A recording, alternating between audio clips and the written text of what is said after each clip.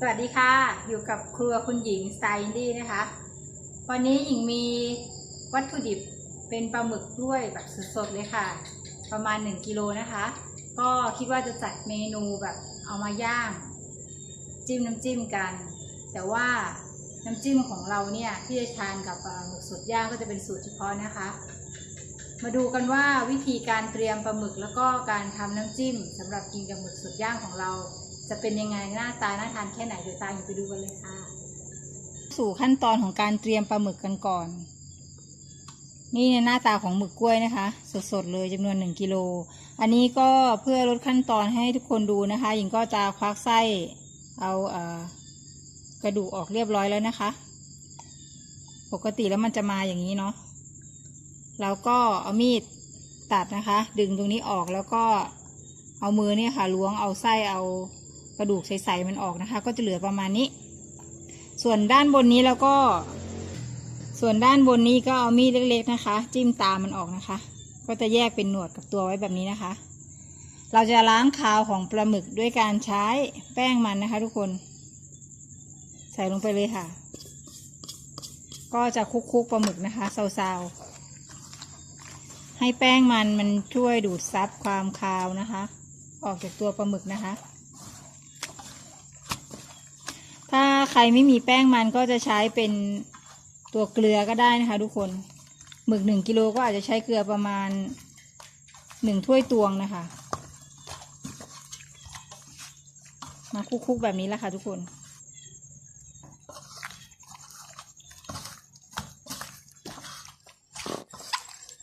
หลังจากนั้นเราก็จะนำไปล้างน้ำสะอาด 2-3 น้ำนะคะแล้วก็มาแช่น้ำปูนใสกันนะคะที่เห็นอยู่ด้านนี้ก็คือน้ำปูนใสนะคะที่เรากรองออกมาเรียบร้อยแล้วนะคะเราก็จะมาแช่น้ำปูนใสต่อจากขั้นตอนต่อไปเลยนะคะเดี๋ยวไปล้างอันนี้กันก่อนค่ะเมื่อล้างน้ำแป้งออกเรียบร้อยแล้วนะคะเราก็จะนำปลาหมึกของเราแช่ลงในน้ำปูนใสเลยนะคะน้ำปูนใสนี่คุณสมบัติของเขาก็คือจะทำให้เนื้อของปลาหมึกนี่กรอบเด้งขึ้นมานะคะทุกคนเวลาย่างก็จะแบบกรอบเด้งไม่เหนียวนะคะเอาหนวดทับลงไปเลยค่ะเราจะแช่ทิ้งไว้ประมาณ10-15 นาทีนะคะเพื่อนหลังจากนั้นเดี๋ยวเพื่อนๆมาดูกันต่อนะคะว่าเราจะมีสูตรการหมักปลาหมึกให้สีสวยน่าทานยังไงก่อนนำไปย่างแล้วก็ตามด้วยสูตรการทำน้ำจิ้มนะคะซีฟู้ดแซ่บๆทานกับหมึกย่างกันค่ะเดี๋ยวมาดูกันนะคะของน้ำจิ้มปลาหมึกกันค่ะหรือน้ำจิ้มซีฟู้ดนะคะเราจะทำน้ำจิ้มรอกันนะคะเริ่มจากรากผักชีอันนี้ล้างความสะอาดหั่นมาเรียบร้อยแล้วนะคะ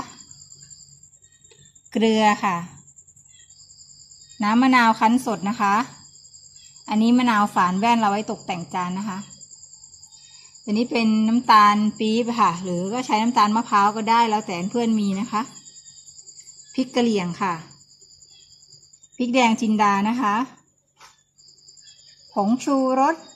อันนี้ใส่หรือไม่ใส่ก็ได้นะคะแล้วแต่ชอบเลยค่ะกระเทียมไทยค่ะน้ำปลาจ้าน้ำกระเทียมดองนะคะอัตราส่วนการผสมนี่จะใส่ไว้ใต้เป็นคำอธิบายใต้คลิปนะคะเพื่อนสามารถเข้าไปดูได้ส่วนถ้าใครทำขายทำจำหน่ายเนี่ยค่ะก็เพิ่มอัตราส่วนได้ตามชอบเลยนะคะก็ลองผันดูนะคะอันนี้เราจะทำทานกับหมึก1 กิโลนะคะสูตรนี้โอเคเราก็จะใส่ส่วนผสมทุกอย่างลงไปในเครื่องปั่นเลยนะคะวันนี้เราขออนุญาตปั่นนะคะไม่โขลกนะคะตามด้วยพริกค่ะน้ำกระเทียมดองน้ำปลาค่ะพริกแดงจินดานะคะผงปรุงรสค่ะเกลือค่ะ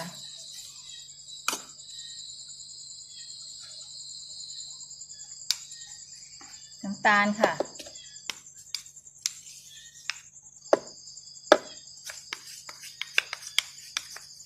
ให้มันออกรสเปรี้ยวเค็มหวานตามนะคะโอเคตามด้วยน้ำมะนาวเลยค่ะ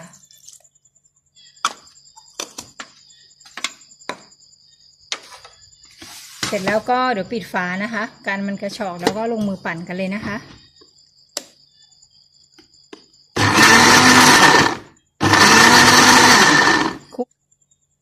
เรียบร้อยแล้วค่ะเมื่อส่วนผสมเข้ากันแล้วเราก็จะชิมรสนะคะ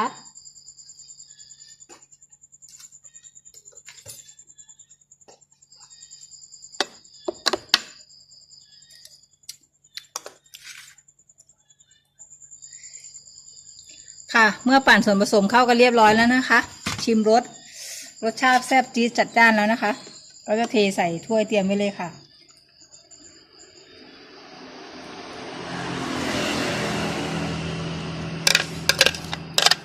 ก็จะได้1 ถ้วยพอดีเลยนะคะสูตรนี้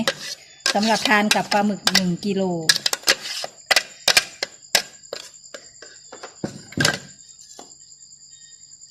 ระหว่างนี้ทำน้ำจิ้มเสร็จเรียบร้อยนะคะเดี๋ยวจะเอาผักชีมาตกแต่งหน้ากันสักนิดนึงนะคะ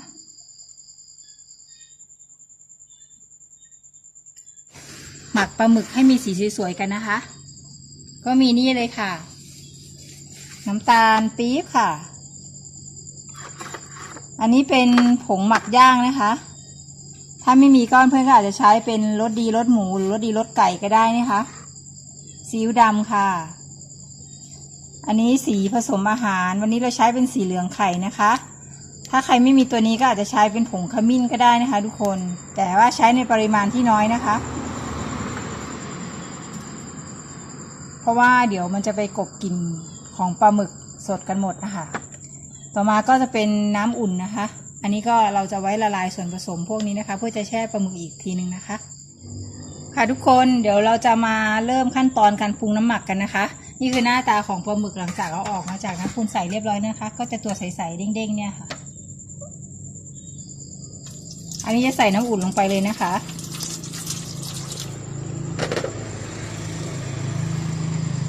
ตามด้วยซีอิ๊วดำค่ะวันนี้เราใช้เป็นซีอิ๊วดำหวานนะคะ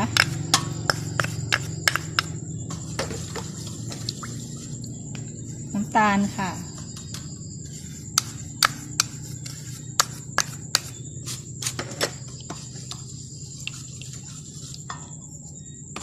ผงหมักย่างนะคะ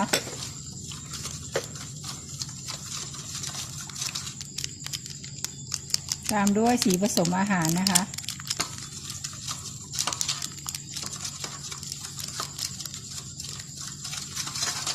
ก็คนส่วนผสมทุกอย่างให้เข้ากันค่ะ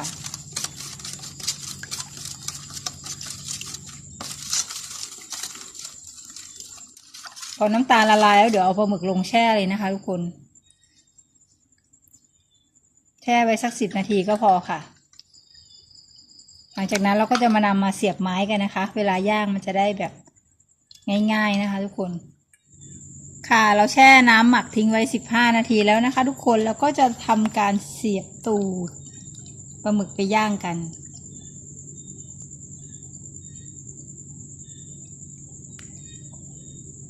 จะเอาด้านไหนก็ได้นะคะเสียบด้านนี้ก็ได้นะคะให้มันทะลุไปถึงข้างบนเนี่ยค่ะแล้วเราก็จะใส่หัวหมึกนะคะทุกคนเขาเรียกหัวหรือหางไม่รู้ตรงนี้นี่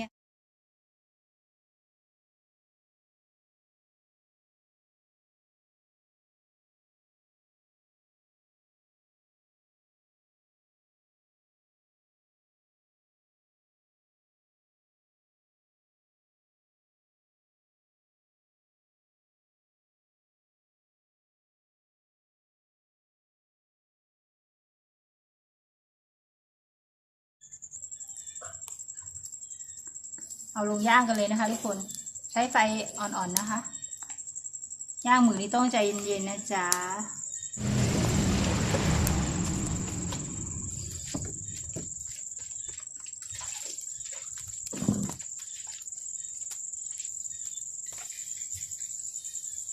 ย่างไปสักหน่อยแล้วพอให้มันอมน้ำขึ้นมาฟองขึ้นมาก็กลับด้านนะคะทุกคนเราก็จะลงมือกรีดกันนะคะเพื่อนกรีดให้มันเห็นลวดลายมันสักหน่อยเนี่ยค่ะจะสวย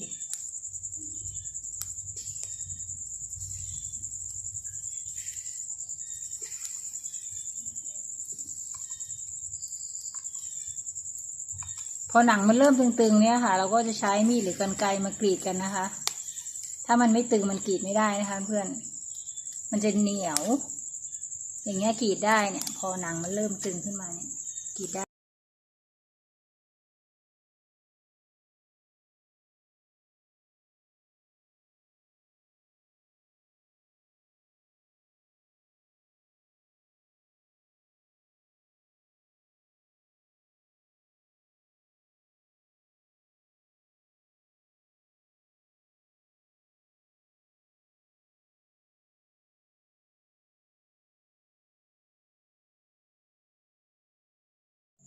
เสร็จแล้วนะคะทุกคนหน้าตาของปลาหมึกย่างกับน้ำจิ้มแซ่บๆของเราในวันนี้นะคะ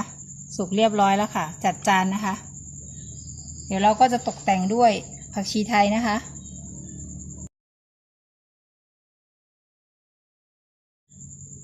กระเทียมสักเล็กน้อยค่ะ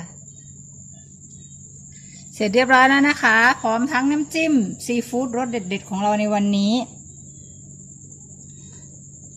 ทำขายก็ได้นะคะทุกคนสร้างรายได้เสริมได้นะคะสำหรับเมนูนี้สูตรเด็ดเคล็ดไม่ลับในวันนี้นะคะยังไงเพื่อนลองทำทานดูนะคะเขาบอกว่าอร่อยมากค่ะลากันไปด้วยคลิปนี้เลยนะคะสูตรน้ำจิ้มหมึกสดย่างรสเด็ดแล้วก็เทคนิคการเตรียมปลาหมึกในการทำปลาหมึกย่างนะคะทำกินง่ายทำขายรวยค่ะเจอกันใหม่คลิปหน้านะคะชอบก็ฝากกดไลค์กดแชร์เป็นกำลังใจให้ช่องอยู่ด้วยนะคะมาดูกันว่าคลิปต่อไปหญิงจะพาทุกคนทำอะไรแซ่บๆนะคะ